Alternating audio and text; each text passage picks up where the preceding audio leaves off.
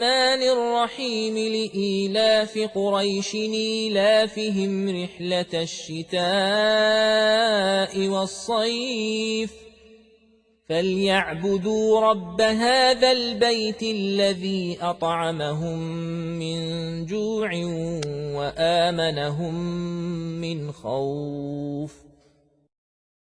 بسم الله الرحمن الرحيم أرأيت الذي يكذب بالدين فذلك الذي يدع اليتيم ولا يحض على طعام المسكين فويل للمصلين الذين هم عن صلاتهم ساهون الذين هم يراءون ويمنعون الماعون.